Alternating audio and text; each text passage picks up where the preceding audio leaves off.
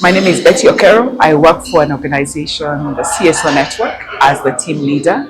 CSO Network is working in Western Kenya. We've got programs across both Nyanza and Western Province.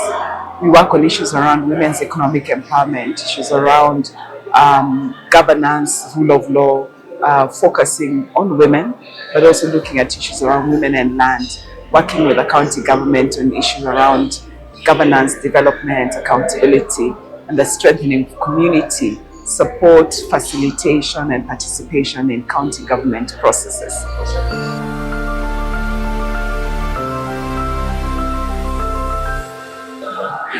So, civil society organization is actually a product of the NGOs Council.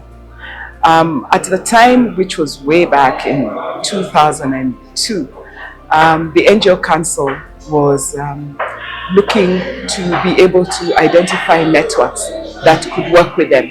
So it was initially established as a regional network of the NGO Council. But then around 2006, 2007 and 8, there was massive turbulence that took place at the NGO Council, a whole reorganization of leadership, and it became untenable for networks to be able to work because of the transition in terms of leadership. And so at this level, one of the things that was asked is, so do we still want to operate? And we said, yes, it is good that it should continue to operate. So we retained the name, even though we are not a membership sort of, the traditional form of membership where people are paying members fees and all. So we don't do that. Instead, what we do is we establish and support the networks that are thematic in nature. So you'll find that we have worked on with the water and sanitation thematic network. We have worked with now like how to strengthen survivors networks, how to be able to look at governance and access to justice networks. So that way it becomes easy for us to be able to use the platform of networking as a basis of strengthening movements around thematic areas.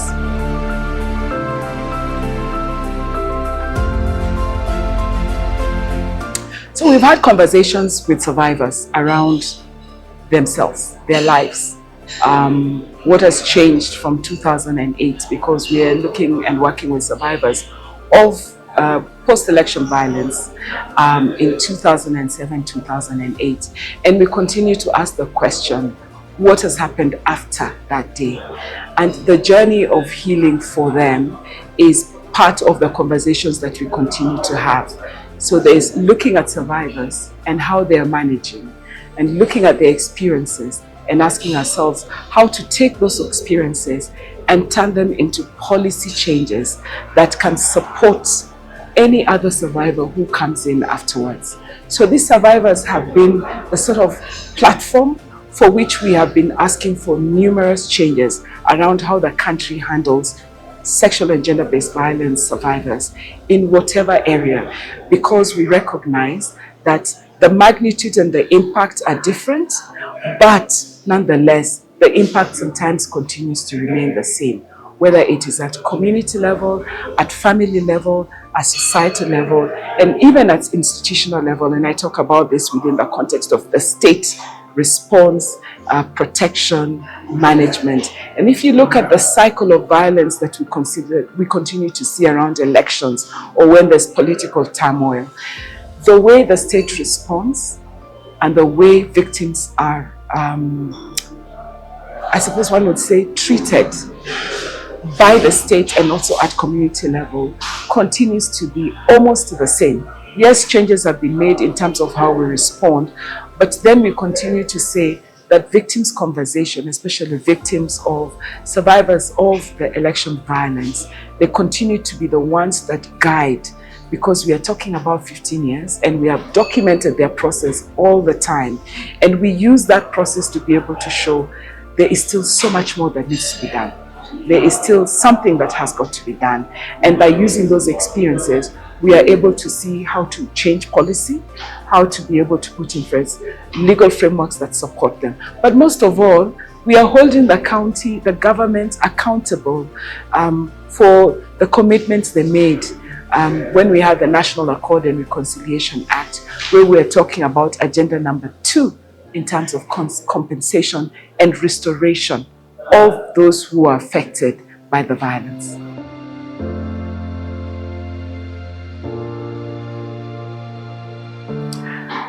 So for me, it's the fact that, despite everything, they still have to deal with what they were dealing with in 2008, that they're still not recognized by the state, but they're also not recognized even at their own local level.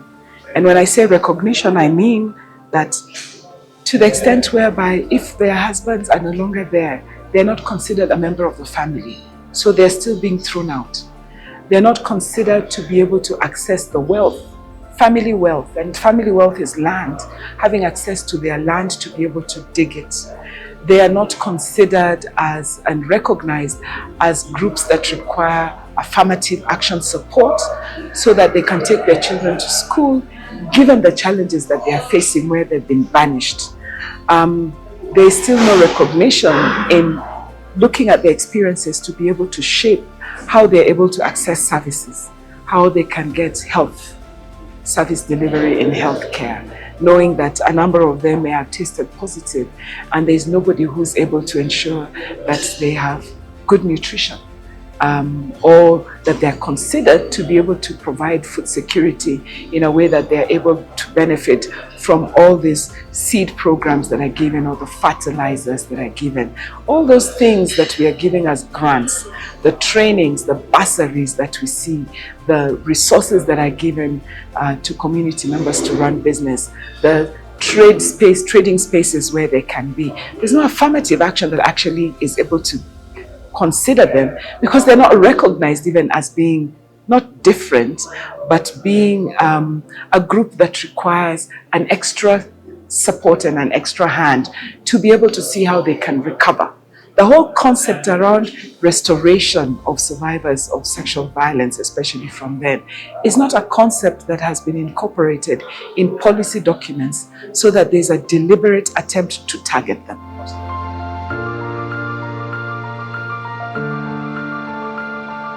Post-election violence cannot be a tired topic because it's not the violence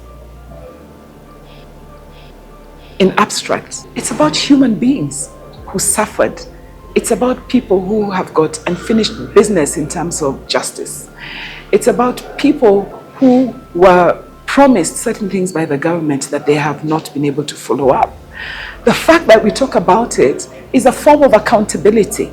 So it cannot be an exhaustive topic if the government's commitments have not been met. Well, the Kenyan government had a conversation with Kenyans, and especially survivors and victims, and told them that I will end the violence. And when I end that violence, I will restore, I will compensate, I will rehabilitate. When you haven't done that, we can't stop asking you to be able to do that because it hasn't happened. So there's nothing about being tired about it. It's about saying that we should be ashamed that the government commitment 15 years down the line has not been met.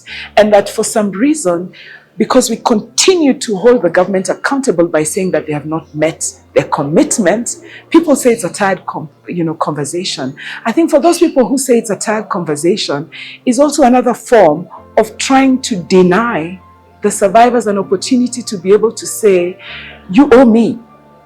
If you said no one left behind, I'm behind, and I need to be able to get back to the place where the other people who were like me were restored. And we shouldn't have to be able to plead or beg for that recognition. It should be something that the government must recognize that it has not been achieved, and it must be achieved because it's stopping the healing for people. It's stopping what we're calling the dignity of accessing justice by consistently asking about it like it's a favor, like it's something that the government is doing on kubaitika. It wasn't that. And we have to continue to tell the government that this is a state responsibility and obligation, because the people who were harmed as a result of an absence of government support in protection and defense, which is their mandate and responsibility.